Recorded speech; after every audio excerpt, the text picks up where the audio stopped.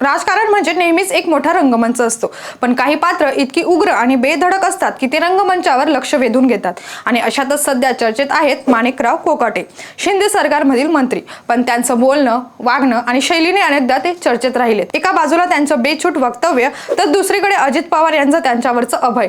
पण आता मंत्रिमंडळातून त्यांना डच्चू देण्याचा चर्चा जोरदार सुरू आहे. काय आहे हे सगळं प्रकरण, का वादग्रस्त ठरतायत कोकाटे, जाणून घेऊयात या व्हिडिओच्या माध्यमातून. नमस्कार, मी प्रेरणा, तुम्ही पाहताय इन्फोवारी.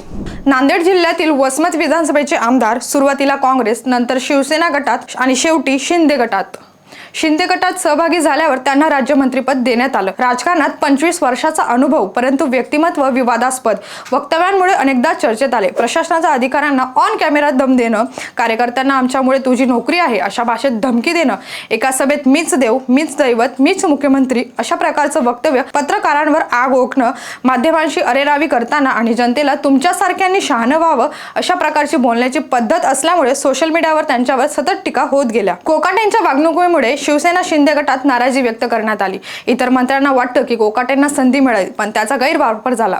प्रशासनाला हाताळण्याची पद्धत पक्षासाठी धोका ठरला.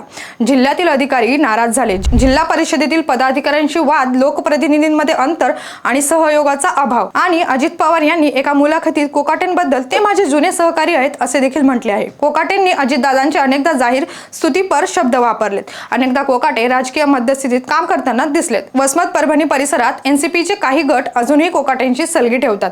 कोकाटेंच्या घसरलेल्या वागणुकीवर अजित पवार सावधपणे बोलतात. हेच अजित पवारांचं गुपित अभय का? मंत्रिमंडळ फेरबदलाची तयारी, वादग्रस्त मंत्र्यांवर गदा, शिंदे गटातील इमेज जपण्यासाठी बेधडक वागण्यावर कारवाई करण्यात आली. कोकाटेंच्या कृतीमुळे जनतेत नकारात्मक संदेश दिला जात आहे.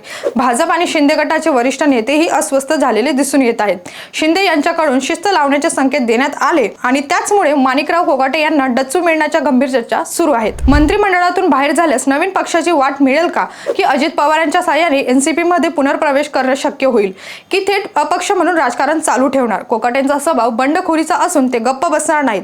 पक्षांतर्गत शिस्त मोडल्याचा पुढचा राजकीय प्रवास कठीण होऊ शकतो. माणिकराव कोकाटे यांचं वागणं बेधडक आहे, की ते बेजबाबदार आहे?